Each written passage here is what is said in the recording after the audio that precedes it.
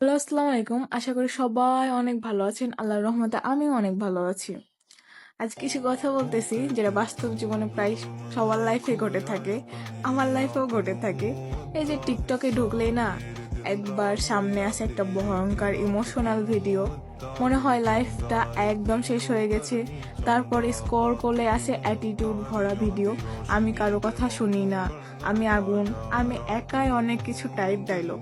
আর তুমি একেবারে ইমোশনাল হয়ে যাও, আবার পরের ভিডিও দেখে ভাবো না আমিই রাজা।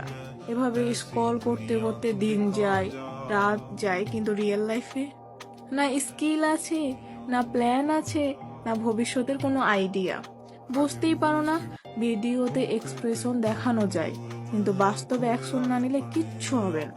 তাই ভাই, টিকটকের ফিল্টার দিয়ে নয়, জীবন সাজাও নিজের চেষ্টাই। লাইফে টিকটক না ভাই, স্ক্রল করে সামনে যাওয়া যায় না, তোমাকে হেঁটে এগোতে হবে। তাই এখনই ঠিক করো, তুমি কি শুধু ভিডিও দেখবা, নাকি এমন কিছু করবা যেটা দেখে একদিন ভিডিও তোমার উপরে বানাবে।